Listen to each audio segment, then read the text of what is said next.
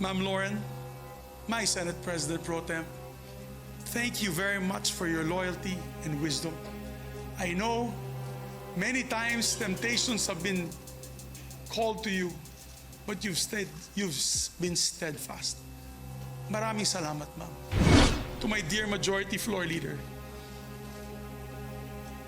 pare, thank you for your hard work and dedication. Isa ka sa pinakamasipag nating Majority Floor Leader. Pare, thank you for your friendship till the very end. I love you. You know that. Mahal kita. To Sunny, possibly the best finance chair this institution has ever had, I thank you, sir. I thank you. You know, your father was like a father to me. And I'm happy to call you my brother, sir. Senator JV, what can I say? Your loyalty, your friendship and hard work, which you helped steer many important measures in this institution. Sir, I'm proud to call you my friend. Nancy,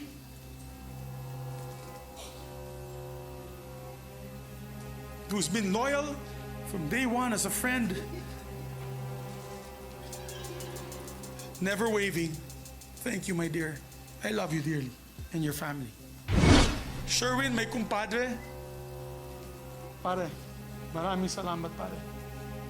You are a good friend and kumpadre. I'm proud that you're the ninong of my son. To Bato de la Rosa, who stuck it out with me till the very end. Sir, I salute you, sir. I wish our new leadership the very best, and I pray that they will be steadfast in upholding the independence of this beloved institution. Madam President, Madam President,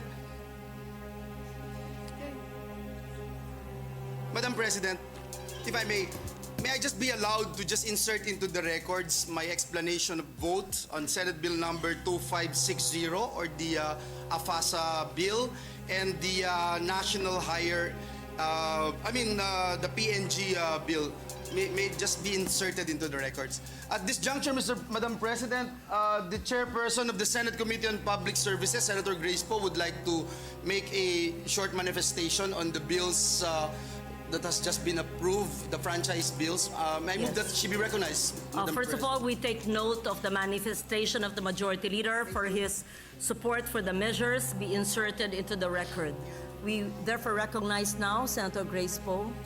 Thank you, Madam President. I would like to thank my colleagues for your support of these three franchise measures that will ensure our kababayans in Romblon, Leyte, and Negros continued access to affordable, reliable, and sustainable energy. More importantly, allow me to express my gratitude to Senators Gatchalian, Pimentel, and Hontiveros for their time and effort to improve these measures. We may have had differences in opinion, but I know for sure that we share the same objective of providing comfort and convenience to our consumers by ensuring quality and uninterruptible power service. It is my hope that the grant of franchise to these power distribution utilities will pave the way for better and more expansive power service in the country. Thank you, Madam President. Thank you, Senator Poe. Majority Leader. Okay na? Thank you, Madam President. Madam President, at this juncture, may I move that we recognize our beloved Senate President, Juan Miguel Zubiri, for his speech. We recognize Senate President Juan Miguel Zubiri. Thank you very much, Madam President. My President, Mr. President, my esteemed colleagues, I rise on a matter of collective and personal privilege. I've always said that I serve at the pleasure of my colleagues, and I thank them for entrusting me with the monumental responsibility of leading the Senate over the past 2 years. It has been my greatest honor of my life as a public servant, and the greatest challenge. Never could I have imagined as a neophyte senator learning the ropes from some of the best luminaries of the Senate in Senate history, such as Ed Angara, Joker Arroyo, Miriam Defensor Santiago, Juan Ponce Enrile, Frank Drilon, and many others, that I would one day bear the blessing and burden of the Senate presidency itself. I have given this job my all. Not only have I maintained my untarnished record as a public servant and my streak of perfect attendance since 1998, but I have also done my best to rise to the occasion as a leader responsible for this entire institution and everyone under its care. Today, I look back on these 2 years with immense pride on what the Senate has accomplished and stood for under my leadership. In these 2 years, we have legislated with an eye towards progress and a heart for service. We have spearheaded landmark measures as the Public-Private Partnership Code, the Maharlika Investment Fund, the Internet Transactions Act, the Real Property Valuation Assessment Reform Act, the LGU Income Classification Act, and the Anti-Financial Scamming Act, and many, many other measures that bring a more dynamic economic landscape and create more jobs and opportunities for our people. On the table, we have more economic measures that we expect to pass soon. Primarily the Create More and the new Government Procurement Act. Our first year was led by our mission of national reconstruction. We had to look inwards to assess what we lost during the pandemic and build solutions from there.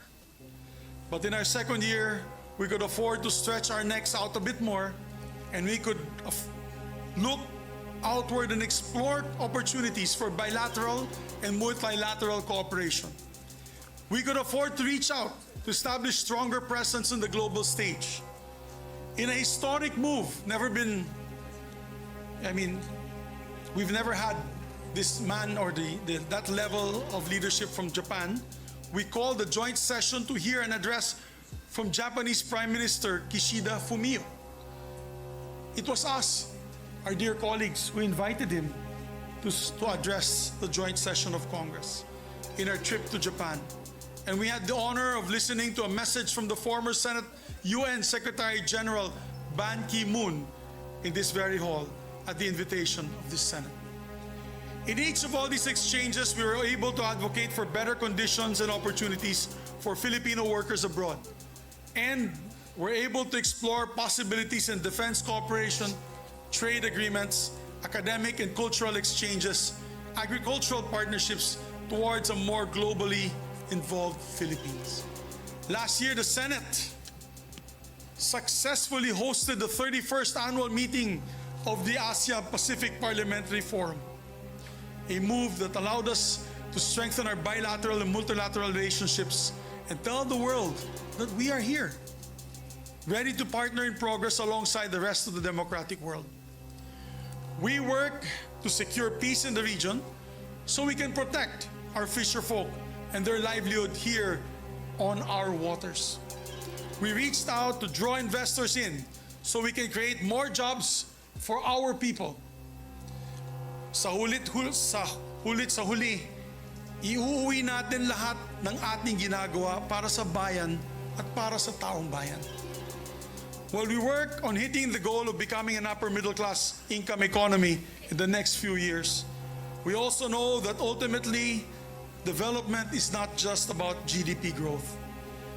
Walang tunay na kaunlaran hanggat may Pilipinong namamatay sa gutom o sa kawalan ng serbisyong medikal. Walang tunay na kaunlaran hanggat may mga kabataan tumitigil sa pag-aaral para magtrabaho para sa kanilang mga pamilya. Walang tunay na kaunlaran hanggat hindi matatanggap o natatanggap ng manggagawang Pilipino ang disenteng sahod. Senate President or not, I will continue to push for the welfare of our laborers until they receive decent wages that they deserve. The Senate has also been a committed partner to the Armed Forces of the Philippines and Coast Guard in defending the nation. No Senate has been more outspoken in opposing foreign aggression than the one that sits today. And lest we be accused of being all talk, let me assure you that this Senate has been working hand in hand with the Armed Forces and the Coast Guard in making necessary budget allocations for the procurement of maritime assets, arms, and defense systems. Lagi ko nga pong sinasabi, hindi nagkukulang sa puso at tapang ating mga sundalo at miyembro ng Coast Guard. Kailangan lang tapatan natin ang tamang mga kagamitan at mga sasakyan pandagat at panghimpapawid para tulungan silang ipaglaban ng ating bansa. Of course, none of these measures and budgetary allocations would have reached the President's table without the vital work of our Senate employees. I want to thank from the bottom of my heart the members of the Office of the Secretary, Secretary Ray Bantug, Legislative, Administrative, and Finance Services, of course, Attorney Mavic, External Affairs and Relations, the Office of the Sergeant at Arms, my dear friend, my loyal friend and good friend, General Angkan, who ensure the security of the Senate, and of course, the staff of the senators who are all crucial to every step of lawmaking, to the whole Secretariat. Mabuhay po kayong lahat. I love you guys, you know that. So as Senate President, I'm proud to have led institutional reforms for the benefit of our Senate employees. Mahal na mahal ko kayong lahat, mga empleyado ng Senado. For one, we have made sure to repay our employees' dedication with increased benefits, especially our long-serving employees who have devoted their life's work to the Senate. Marahil ay alam naman po ninyo kung ano-ano po ang mga monetary at non-monetary benefits na naibahagi sa inyo mula sa aking pamumuno. Mabuhay po kayong lahat. And I think we've been the most generous, and I'm proud of it. We have also gone full speed ahead on regularizing our casual and contractual employees. So many of our employees, particularly the hardworking folks in the Office of the Sergeant at Arms, sa OSA, are just one step away from being regularized. Tinutulungan po natin sila pumasa ng civil service exam para matulungan po natin sila sa prosesong ito. By taking care of our own, the Senate has been able to perform better, supported as we are by the great work of our Senate employees. I salute each and every one of you for the job that you do. We are nothing without you. Maraming salamat po sa pagkakataon na masuklian ang trabaho ninyo para sa Senado. You have helped shape the legacy of the Senate in its first 2 years under the 19th Congress.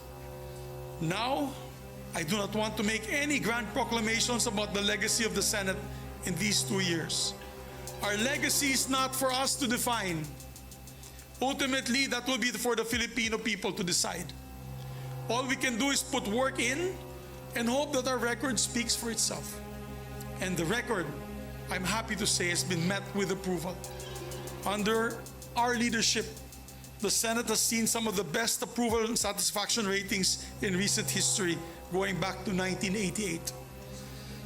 Napakalaking karangalan po ito at nabigyan po kami ng lakas ng loob na lalo pang pagbutihin ang serbisyo natin dito sa Senado.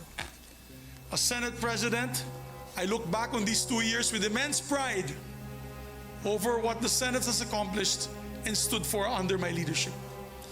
We have been bold and courageous as a Senate, unafraid to call out injustice where we see it, whether in our sovereign seas or within our own government. We have been fair-minded and truth-driven in the Senate, despite the political noise that often surrounds us. We have been a compassionate Senate, listening to and acting on our people's call for decent jobs, equitable wages, and accessible health care. And we have been a staunchly independent Senate. Let me say that again. We have been a staunchly independent Senate, holding strong against all threats against our institution and against very threats to the very foundation of the democracy in which our nation is built. Indeed, these 2 years, I have come to realize that being Senate President is not only about leading the troops, but also putting oneself on the line. If that's what it takes to protect our institution. And so I have put myself on the line to shield the Senate from all attacks particularly from efforts to diminish the powers of this institution as the country's last bastion of democracy. In January, we fought against the dreaded People's Initiative, which would have destroyed this very institution I'm standing here right now. God knows what I had to do to defend the Senate. Throughout all this, I could count on each and every one of our colleagues, both from the majority and the minority, whose wisdom and cooperation helped shape the identity of the Senate for this post-pandemic age. But I want to thank my leadership team and those who stayed beside me till the very end. Ma'am Lauren, my Senate President Pro Tem, thank you very much for your loyalty and wisdom.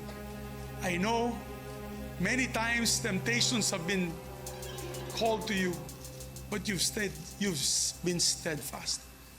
Maraming salamat, ma'am. True test of character. Maraming salamat. To my dear majority floor leader, pare, thank you for your hard work and dedication. Isa ka sa pinakamasipag nating majority floor leader.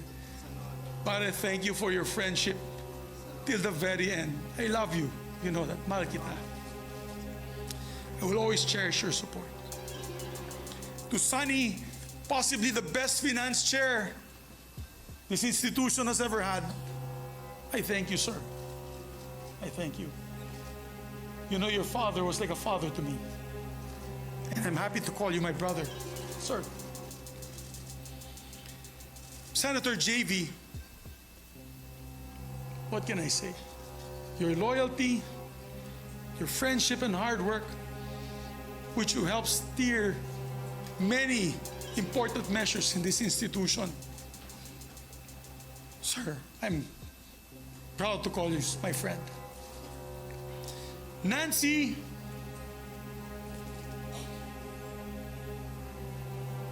who's been loyal from day one as a friend, never waving. Thank you, my dear. I love you dearly and your family. Sherwin, my kumpadre, pare, maraming salamat, pare. You are a good friend and kumpadre. I'm proud that you're the ninong of my son. To Bato de la Rosa, who stuck it out with me till the very end. Sir, I salute you, sir.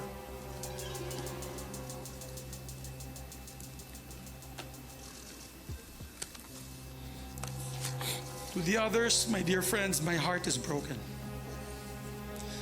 I am proud to have led a Senate that's been resolute in protecting our institution, our democracy, and our people.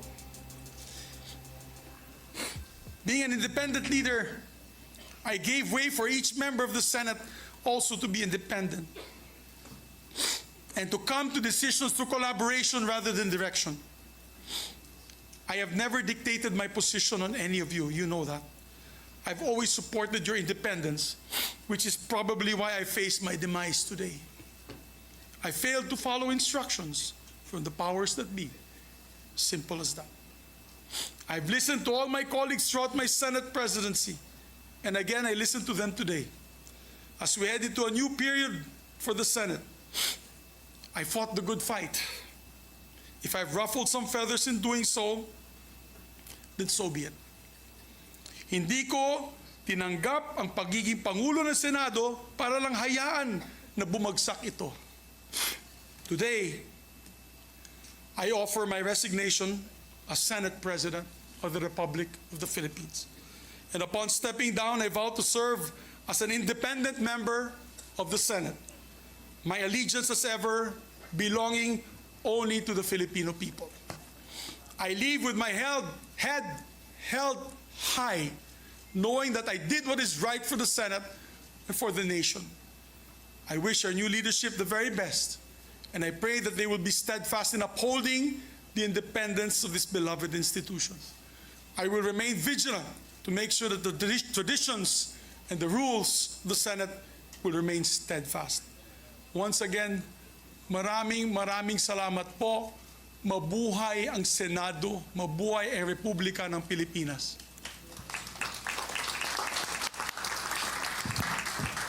Thank you very much, Senate President Juan Miguel Zubiri.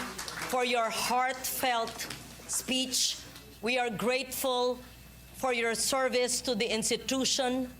Thank you for your service to the nation. Thank you for a job well done, Senate President Juan Miguel Zubiri.